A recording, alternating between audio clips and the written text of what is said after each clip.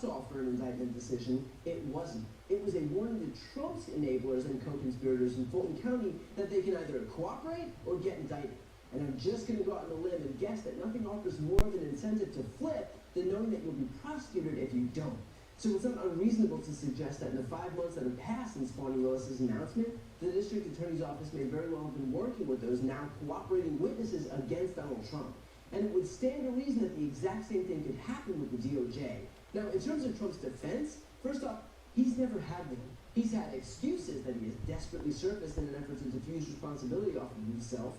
For example, he's pointed to the fact that both Joe Biden and Mike Pence were also found to have retained classified documents, only there was one teensy little difference between what Trump did and what Pence and Biden, among others, did. And that was that while Pence and Biden immediately volunteered to return any documents and invited law enforcement to search their properties for any further missing documents, Trump decided that he was entitled to keep everything for himself. He decided to ignore subpoenas from the National Archives. He decided that he would have his attorney attest falsely that all the documents had been returned when they hadn't. He decided that he would unlawfully retain those documents so long that the FBI ultimately went to a federal magistrate for a search warrant, which the judge agreed necessitated that warrant. And then when those FBI agents executed that warrant, they found exactly what Trump had pretended wasn't there. So this idea that what Biden or Pence did is in any way on the same planet as what Trump did is nothing more than desperate wish-casting for Donald. His other defense, aside from his whataboutisms, is this idea that, so what, Trump was president and he had absolute power to declassify whatever he wanted.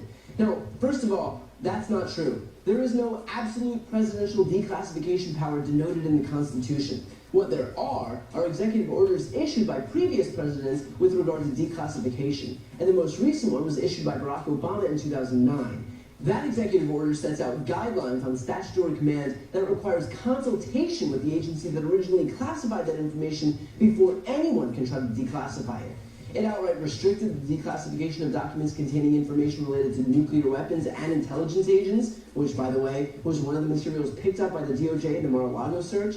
And most importantly, that executive order also made one more point, that no official leaving government service may remove classified information from the government's control or direct that information to be declassified in order to remove it from agencies' control. Meaning that A, Trump couldn't take them because they were still classified, and B, even in the unlikely event that he did declassify them before removing them from the White House, that would have still been restricted under the most recent executive order. And then, of course, the icing on the cake, recent reporting revealing that federal prosecutors have audio recording of a summer 2021 meeting in which Trump acknowledges that he had possession of a classified Pentagon document about a potential attack against Iran, indicating that despite his claims to the contrary, Trump knew full well that he retained classified material after leaving the White House.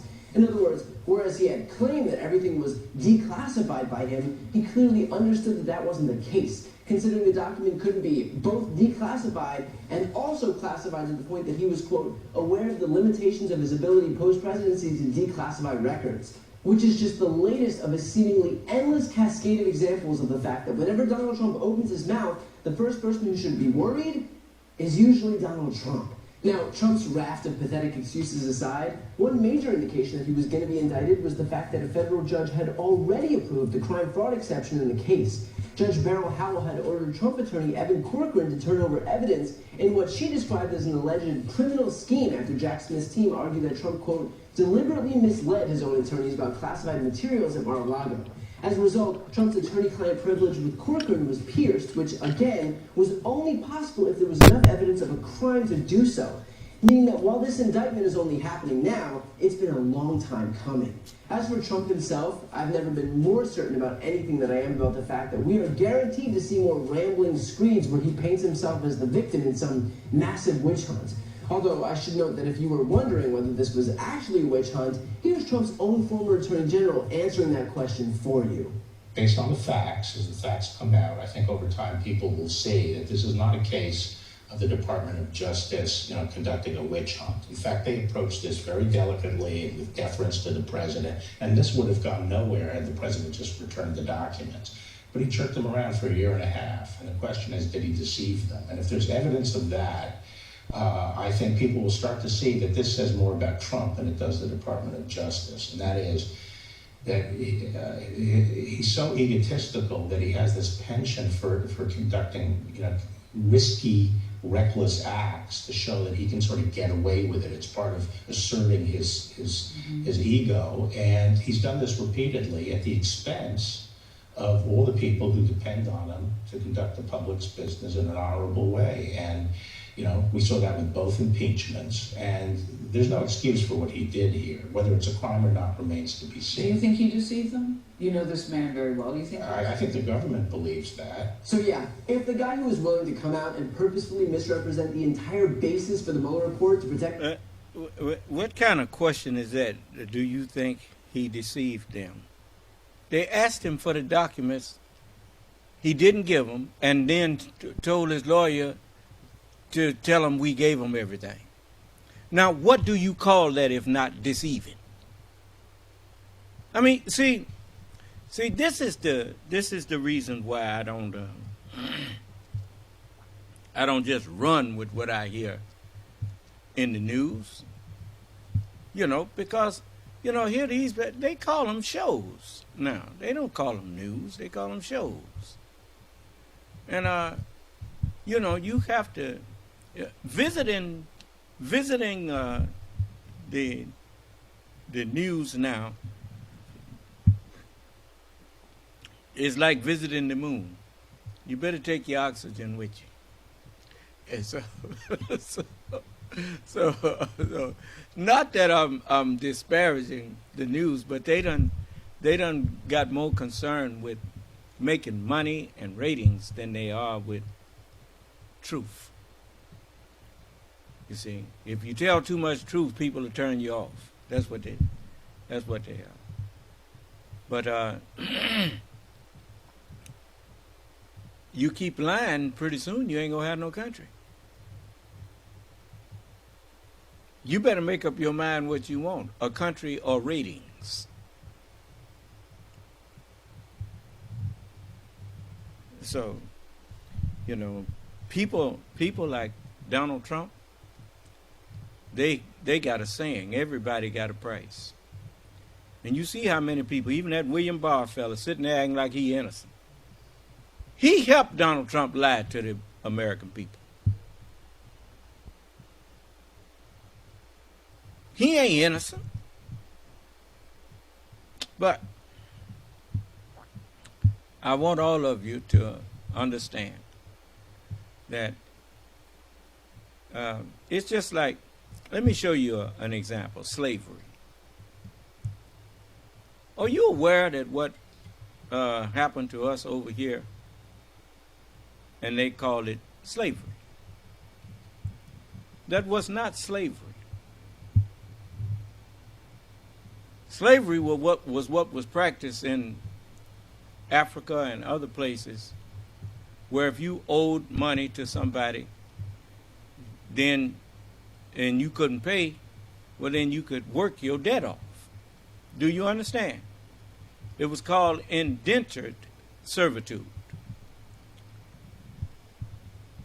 What was done to us by you, white people, you call it slavery, when in actuality you know those was crimes against humanity.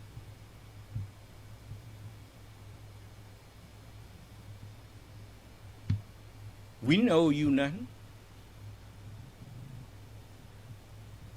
And there are rules that govern indentured servitude.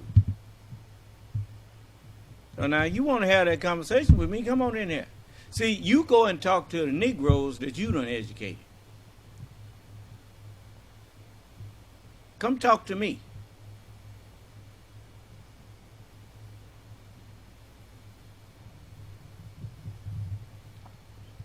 Don't think because I'm offering salvation to you that I don't know what you did to me.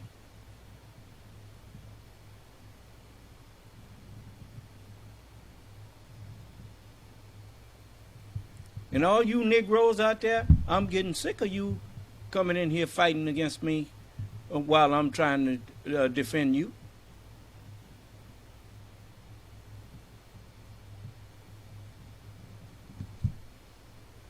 Okay. Anyway,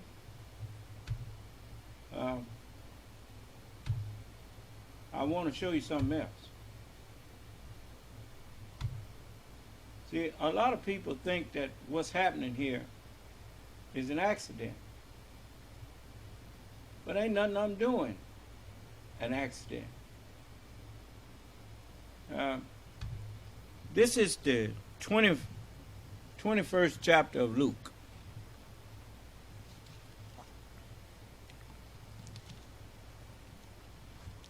In Luke chapter 21, and I'm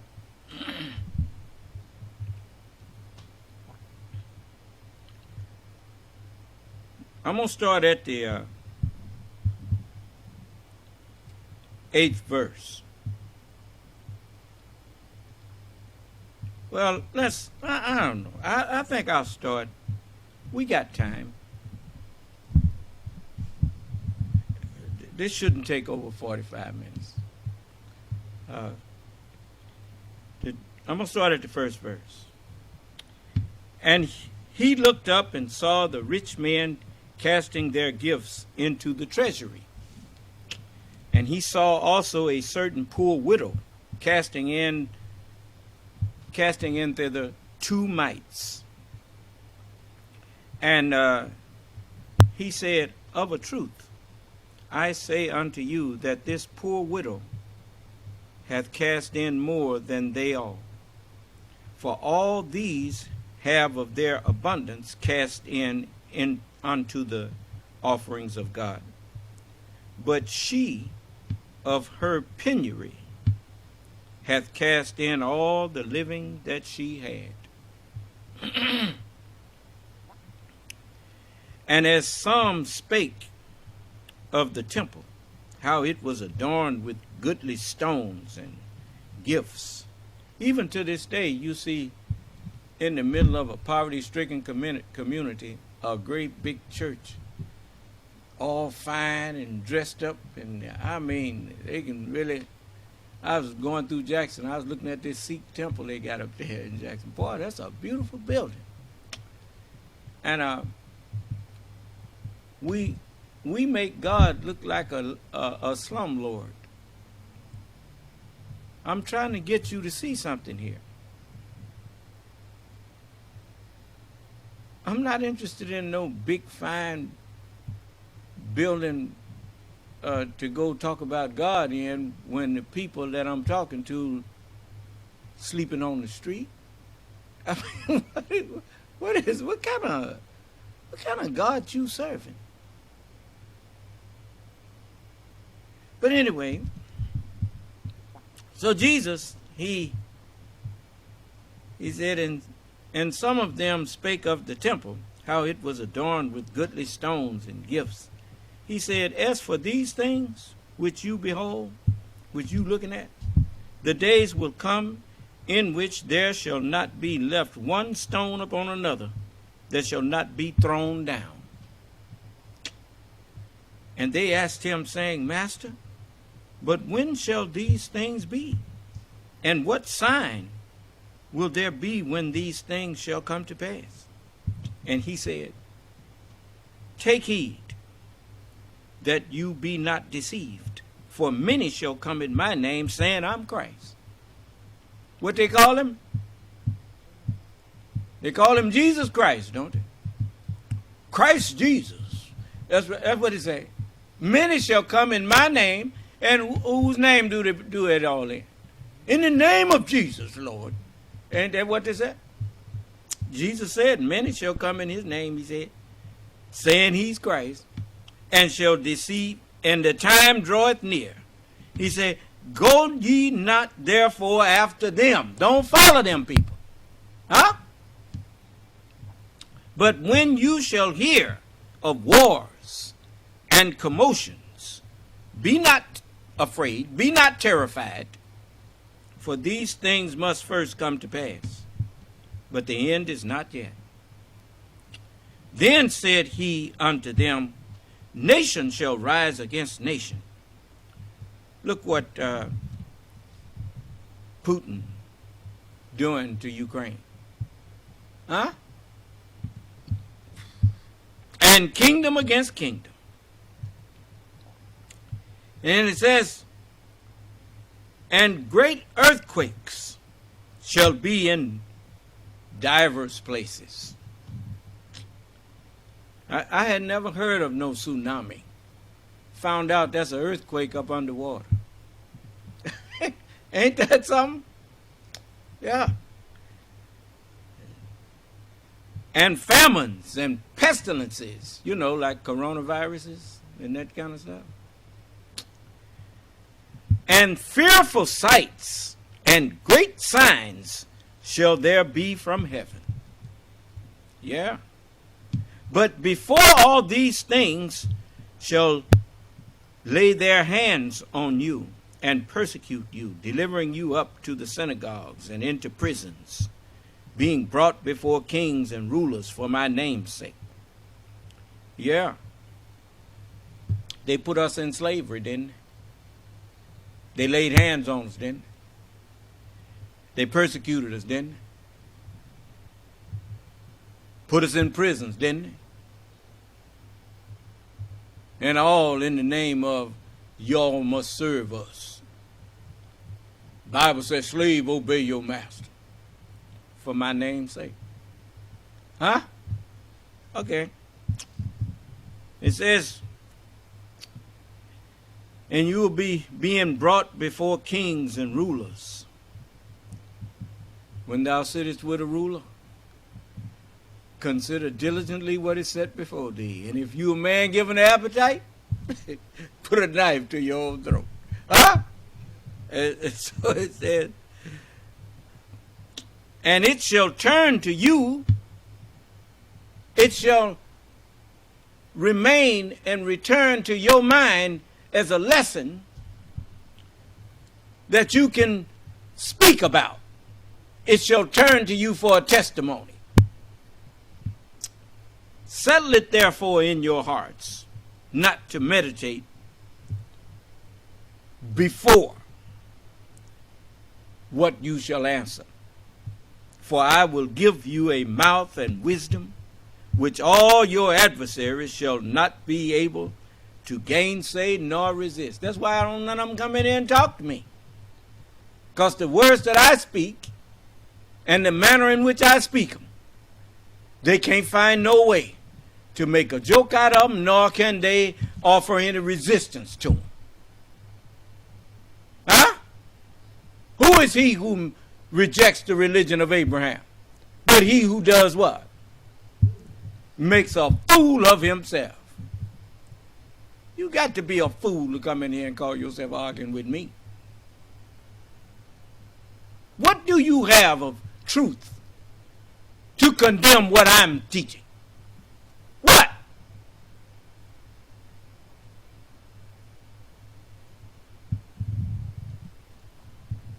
Brothers and sisters, I want you to remember something. That's why, you see, that's why people don't come in here to argue with me. It's because Allah have given me a mouth and wisdom that none of my enemies can make wrong. They can't come in here and dispute with me. So they keep listening. You know what they'll tell you when you ask them, why they don't go in there? I'm studying. You ain't studying. That nigga sitting up out there listening and can't find no fault.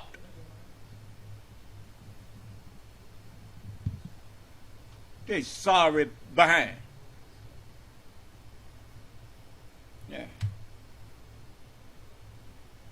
Ask them this. If you studying, you already said the man is teaching falsehood. Then why do you need to study? You supposed to be I thought you already studied it and found falsehood there. Why you in there now? You looking for it. Well, then what was you making judgments about him for?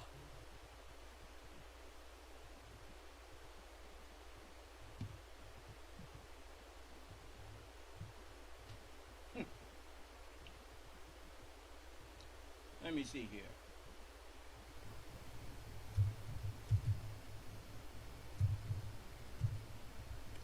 I want you to understand some things. So I'm going to go into some of these things.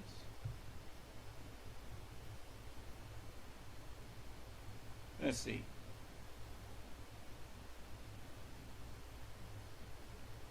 I like to make sure to clear up things so that people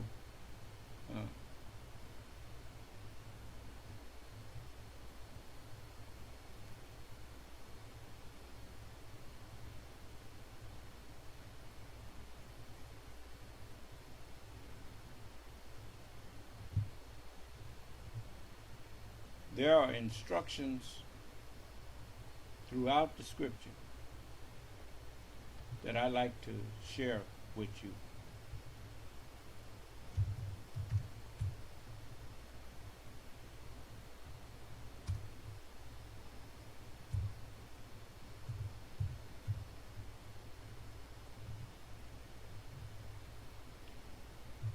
So just be patient with me. And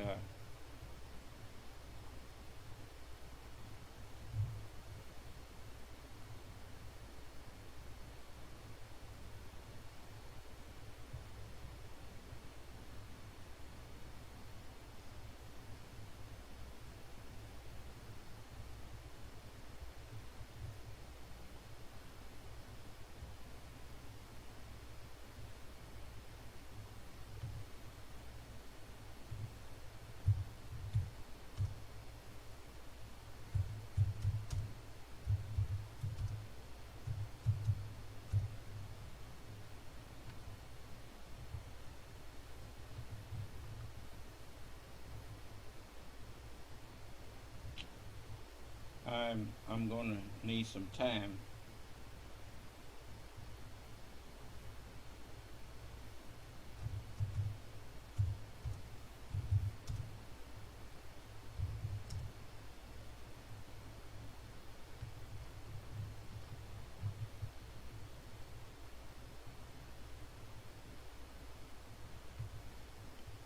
I want to say to all of you, don't ever try to force someone that is an adult that you are not responsible for. No adult is responsible for another adult's will. The only one who can make a decision for you to accept or reject me, the only one you're responsible for is yourself. Do you understand? Now, at the same time, sometimes people that are married, one spouse will accept and the other one will not. Just because you accept me, that does not give you the right to just walk out on your spouse. They didn't marry you while you was following me. You've changed the equation. Do you understand? Now, it's up to you to help show them in a loving way what you saw in the teachings that I'm giving that they have not yet saw, and let them see it in your deeds and actions, not from your mouth. Do you understand? Muslims are not hard to get along with. I tell you what, white people here in Mississippi that's listening, I know some of you listening. Am I hard to get along with? Do you feel any kind of way threatened by me?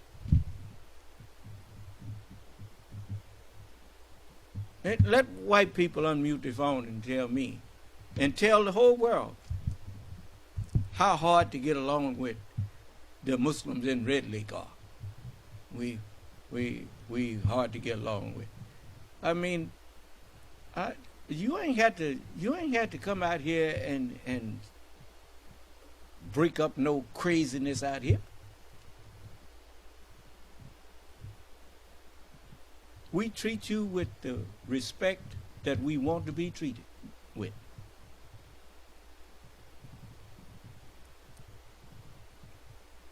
Anytime there is something that you want our cooperation on, all you had to do was ask. As long as you ain't asking me to do something that God forbid, I'll cooperate. It's not hard to be a good neighbor.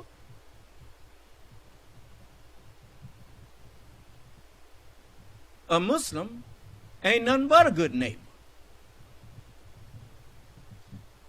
If you're not a good neighbor, you ain't no Muslim.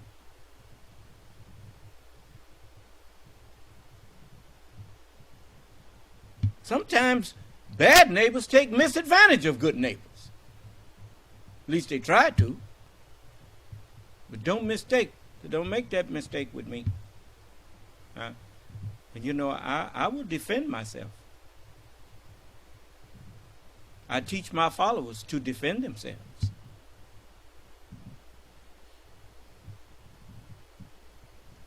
You know, we leave you alone. Now, if you got bad intentions, you better leave us alone. You better go on somewhere else.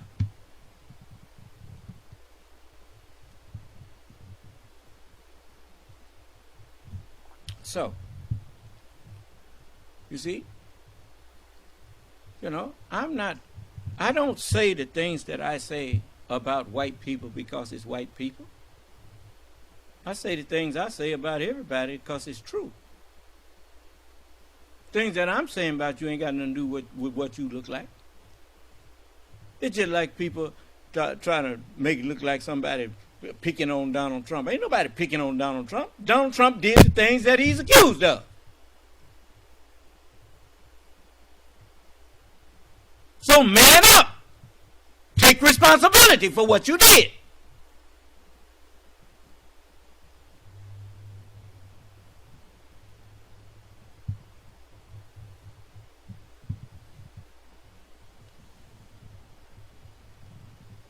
Even when I was over there in jail, I wasn't whining. I knew why I was in there, because I didn't obey a judge's order. And I told him, I'm not going to give my baby to no state. No. Well, you're going to jail until you do. Well, then I'll go to jail.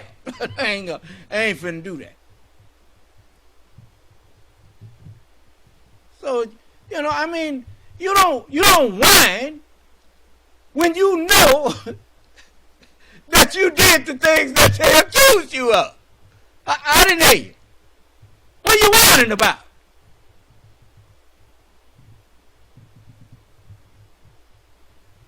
He ain't no man. So,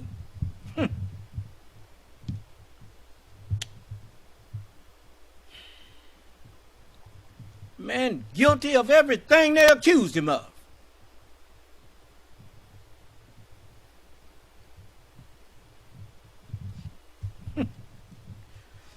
So, anybody typing?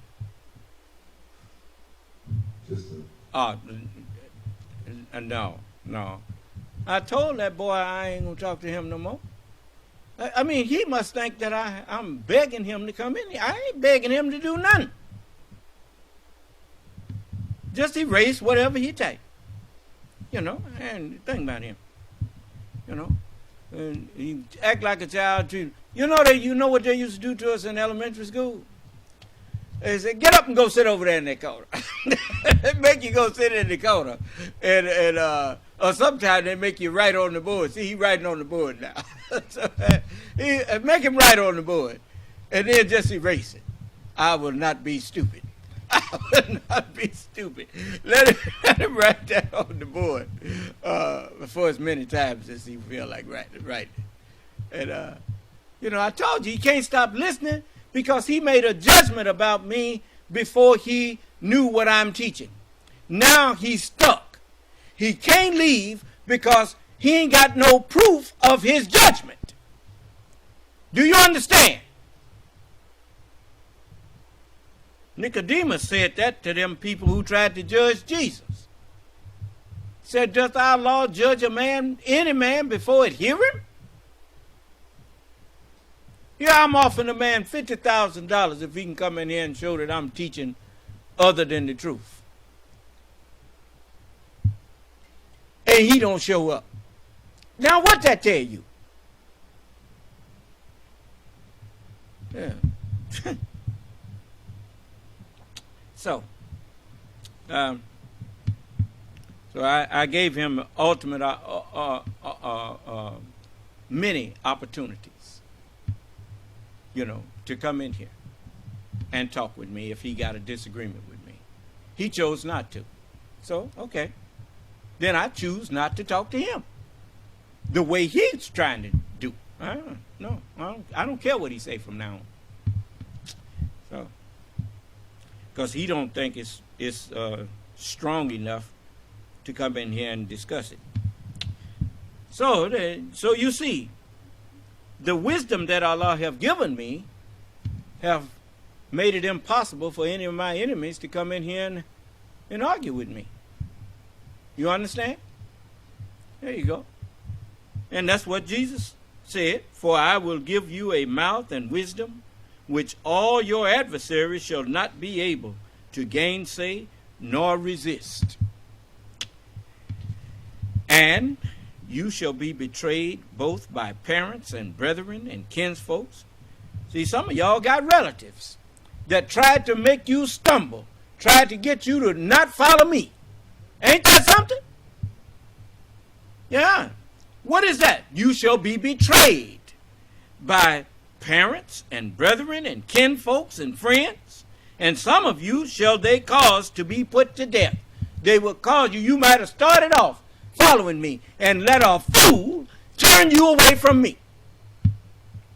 So, go on. You, whosoever loveth father or mother, son or daughter, brother or sister, more than me, is not worthy of me. So, you go on out there with them. But it says, and you shall be hated of all men. If you say you following me, they hate you. You shall be hated of all men for my name's sake. Huh? That's right. They don't love the word of God. They love their own word. One of them had enough, that fool had nerve enough to tell me he trusts his word. And if I don't trust my own word, why should anybody else trust me? Yeah. The one who trusts himself is a fool. You know that the doctors even tell you that. A doctor who trusts his own judgment got a fool for a patient. A lawyer who trusts his own representation, he got a fool for a client. Well, a man who trusts his own salvation is a fool. Do you understand? Because I don't trust my word. I trust the word of God. That's why I can tell you to trust it. Because I trust it. So, then it says, but there shall not a hair of your head perish. In your patience possess ye your souls. Yes, you be patient. You wait on me. The wheels of justice turn what? You look how long it took to get to an indictment of Donald Trump. You know why? Because you had to take time and develop the investigation to see if any laws had really been broken. Do you understand? Just because someone appears to have broken laws don't mean that they broke them. Huh? You get evidence, and that takes time. You must be patient.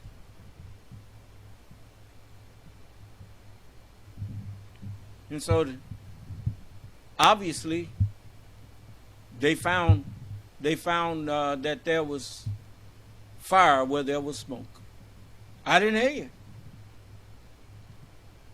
Yeah. And so now an indictment has taken place. And it's more indictments coming. Every person, you know what they say about to whom much is given? To whom much responsibility is given,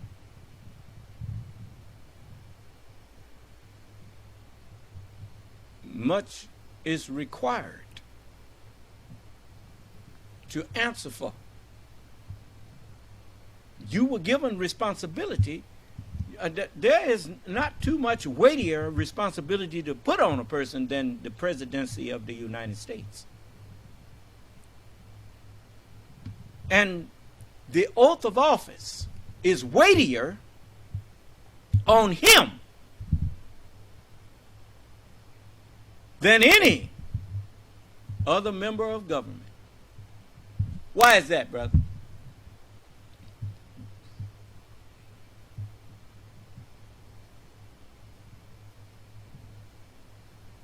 The reason it's weightier on the chief executive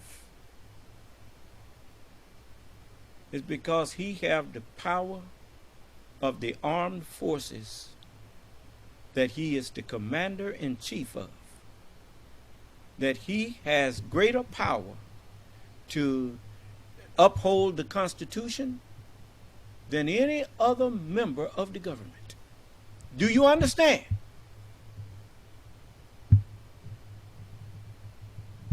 He failed. Not only did he fail to uphold the Constitution, he attempted to overthrow it. He committed treason. If there is some mitigating knowledge that you have that says Trump did not commit treason, now remember now, I was in the Marine Corps. I know a little bit about how servicemen are supposed to conduct themselves. Now, come in here and explain to me how a man who incites people to overthrow the government,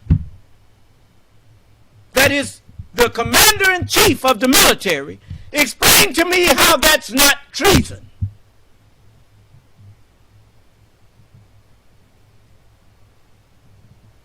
And don't forget who you're talking to.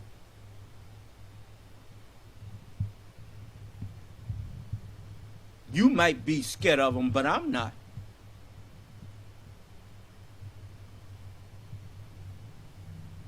That's the one thing that the Justice Department prides itself in, but they taught me a good lesson.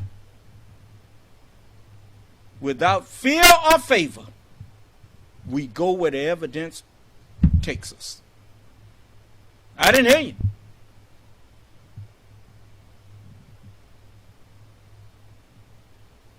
You might have been my friend until you committed treason. You ain't no friend of mine.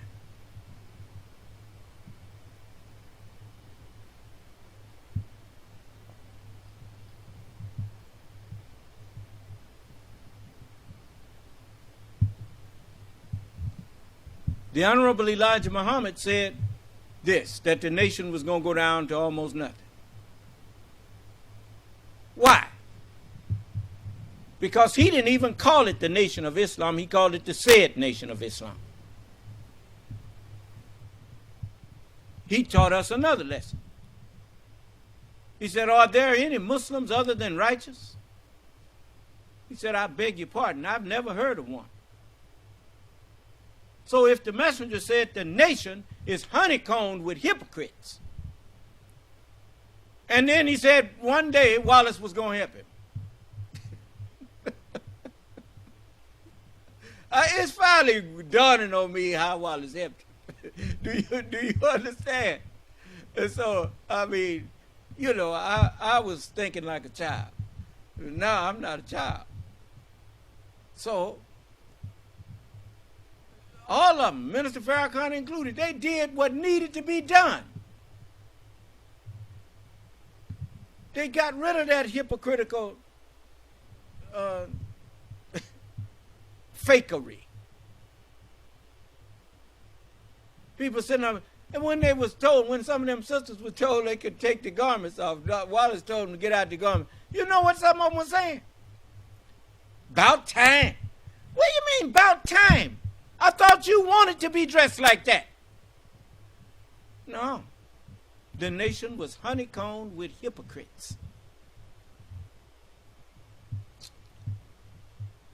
So, I had to rethink my position on a lot of stuff, What W.D. Muhammad did had to be done. And that's just that. Do you understand? And all them ministers that helped do it, it had to be done. You see? All that was left is the foundation. You notice, they let the theology of time go on sale. Farrakhan and all of them start selling the theology of time, let you see things and hear things that the messenger said that didn't nobody know the messenger had said. You understand? Okay. So now, the builder is here. That's me. You see? So, I saw in the government of the United States the same thing I saw in the said nation of Islam.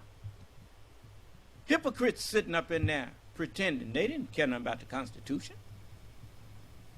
How in the world you care about the Constitution and you trying to, in a democratic republic, you trying to prevent people from being able to vote? You don't give a damn about no democracy. You liar.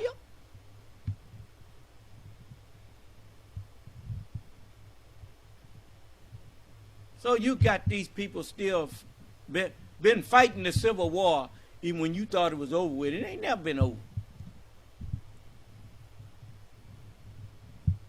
They've been secretly working in your government trying to undermine democracy. Because they're so damn lazy that they just, let me let you see something here. I like to let you see the truth. Now, watch this. This man got a farm. Now watch what he says about his farm.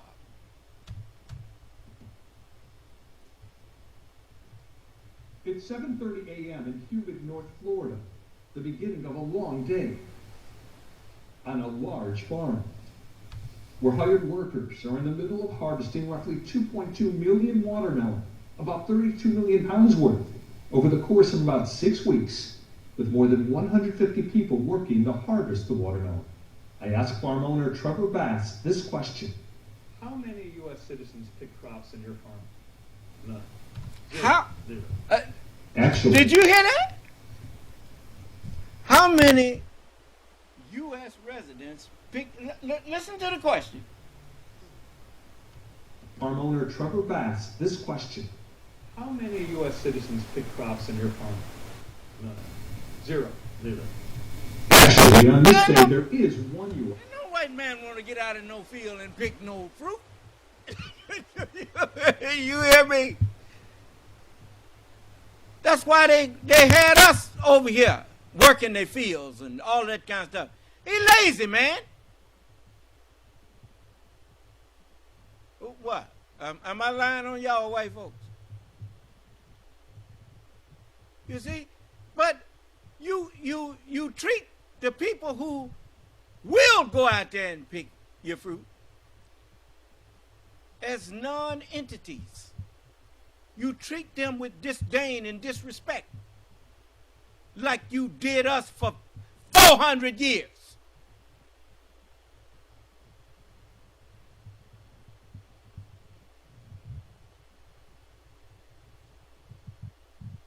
Around here, Jews will not replace us.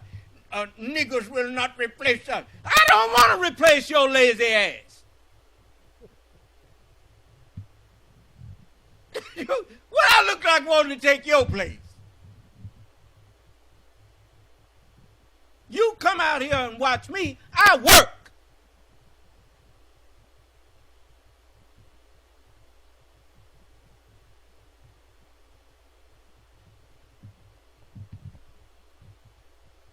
Now look at this. He don't even look right bending over there to that watermelon, do he? Me. I requested a chance to work for one day on this farm to learn more about why so many farmers have such a difficult time getting Americans to work on their farms. Okay, so this watermelon is ripe, it's ready. You turn it over so the yellow part is on top, so then the people will pick it up. No, it's ready because they see the yellow part on top.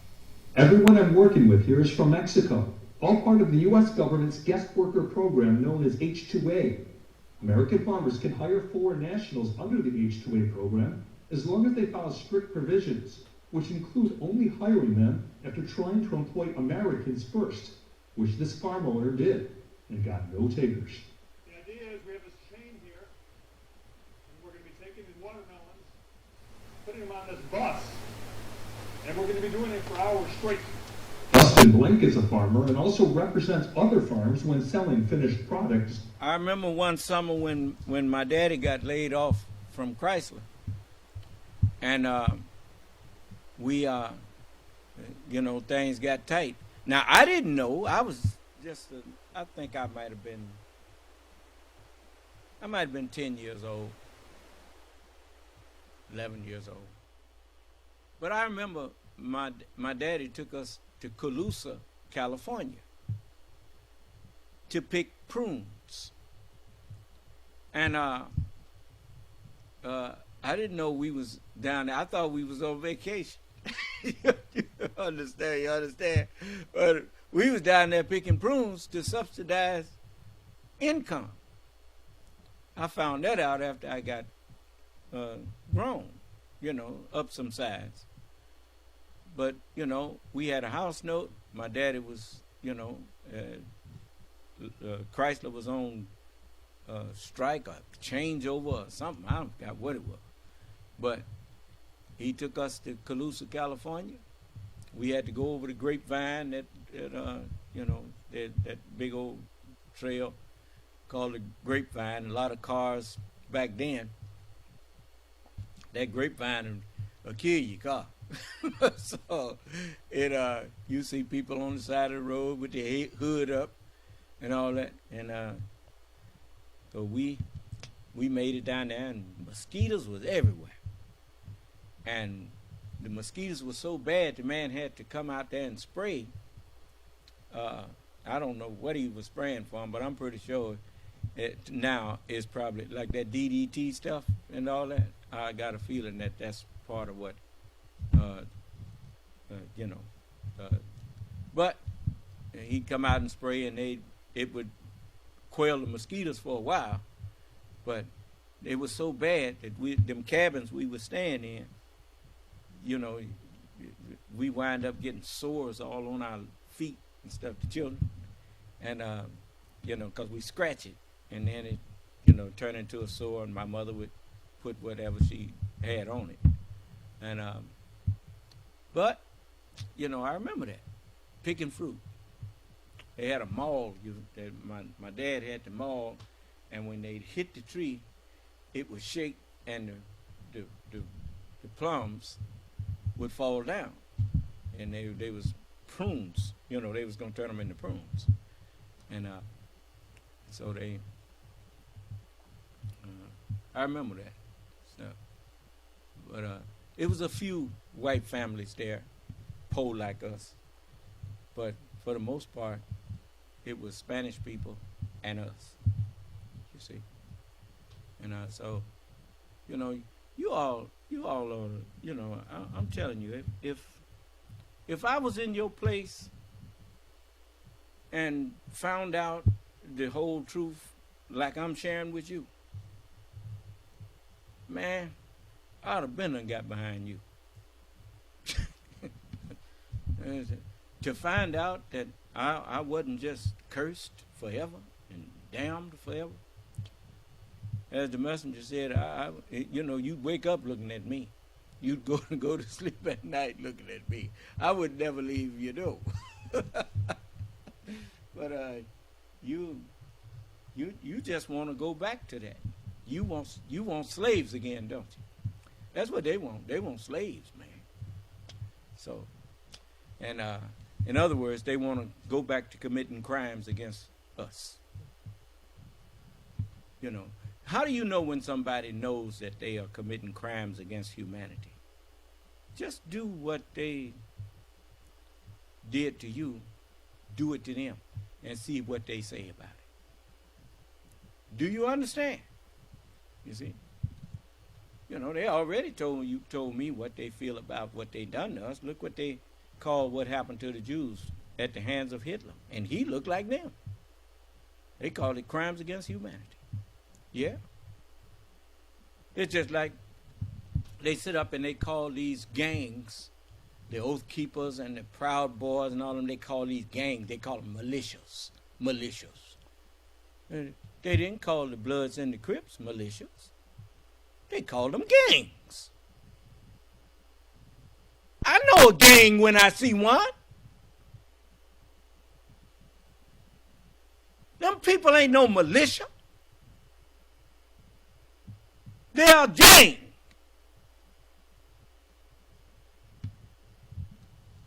When he was in, some of them was in the Marine Corps, some of them was in the police force, and all of that kind of thing. They was in a militia then. A well-regulated militia. But when they left that, they became a gang. You hear me?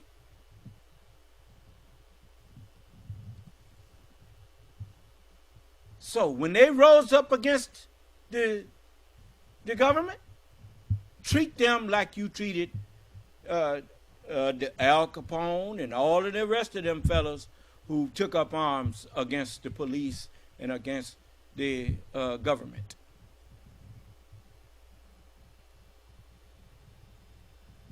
They nothing but gangs. You know, try to pretend that they some were patriots. Hell, ain't no such thing as a patriot that take up arms against his own government. Especially when that government is always in flux. It's always temporary.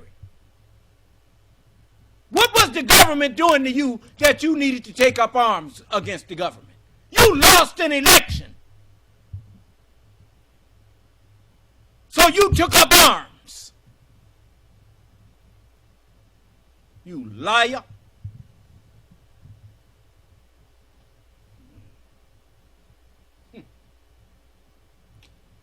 Man, I'm telling you, you need to, all of you need to wake up before you sleep forever.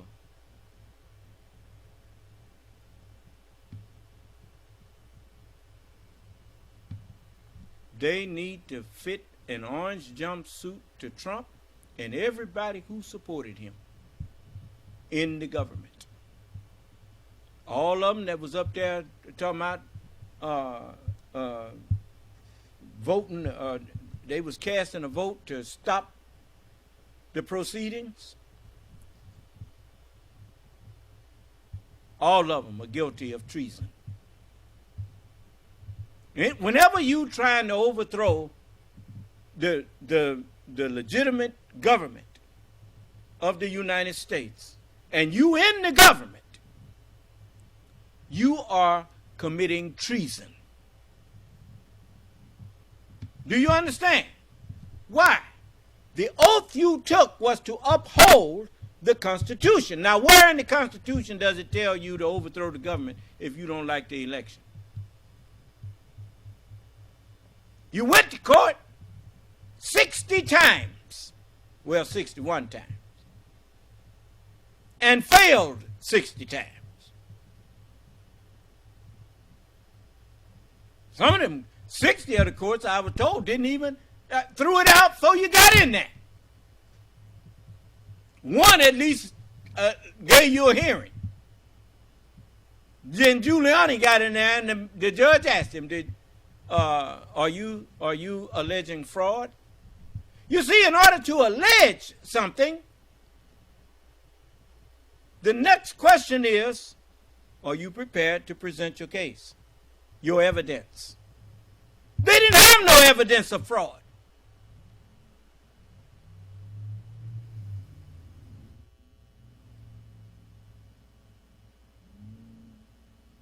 They alleged crimes based on wishful thinking. Because when they were asked for the evidence that made them arrive at that judgment of what they was alleging, they didn't have no evidence. We looking for it. We know we're going to find it. Well, when you find it, then you come back to court. Then you found out they wanted people to manufacture it for them. What did man tell the man, Mr. Rappensberger? All I need you to do is just find me 11,780 votes. Just find that for me. That's one more than we need. Ain't that something? In other words, manufacture it. Lie.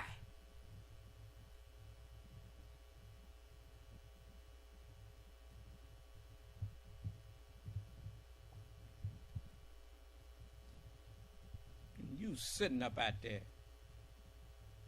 thinking because you hollering loud and because you threatening folks. Look, always remember something. It's just like when that boy told me I ain't nothing but a man. You know, he don't know what supreme being means.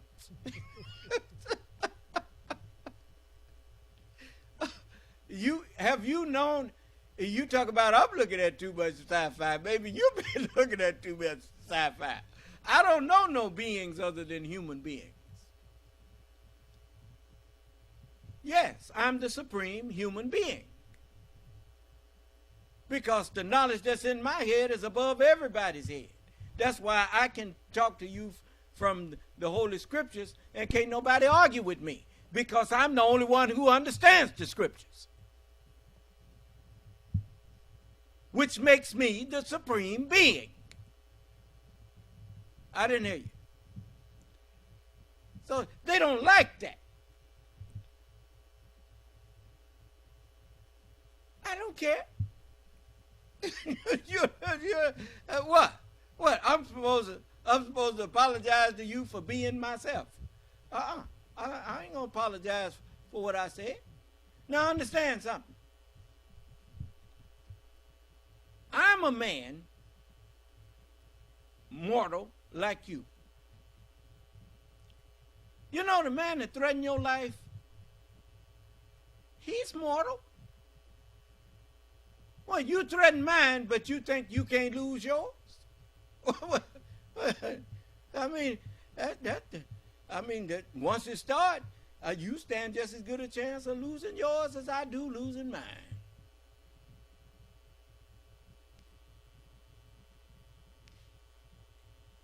And the one thing about mine, my life ain't in your hands.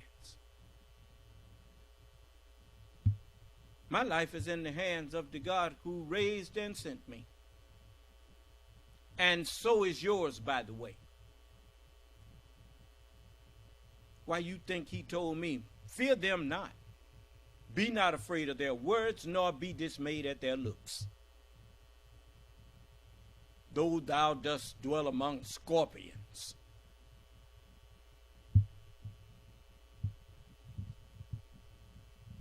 So, I say this to all of you. Get behind me and the fear will leave you right away.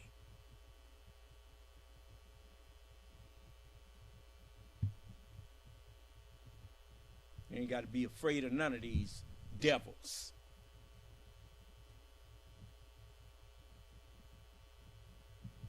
But you think the devil just do what he please.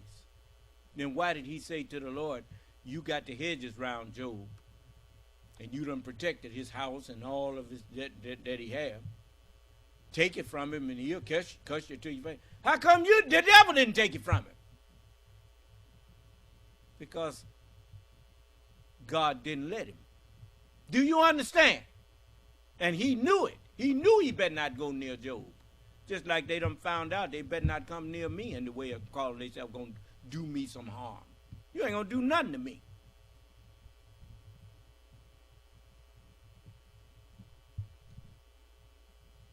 But get your feelings hurt and your behind thrown in hell.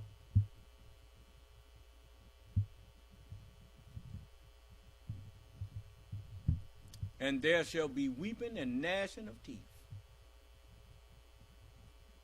Now, anybody have something they want to ask me before I let y'all go? It's 10 o'clock. I didn't mean to go over. Nobody got their hand up? Nobody typing that? Okay. Then may Allah bless us and keep us safe and in our right minds. And brothers and sisters, the quickest way to help anybody see that what you believe in is righteous, just treat others like you want to be treated. Respect everyone. And if people disrespect you, don't get into no back and forth with them. Allah will fix them. You just say, oh, Allah, help me. And see how quick Allah deal with it.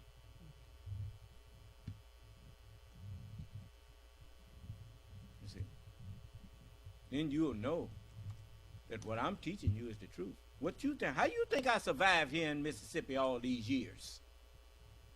Allah helping me. And he helps everybody who's with me. So,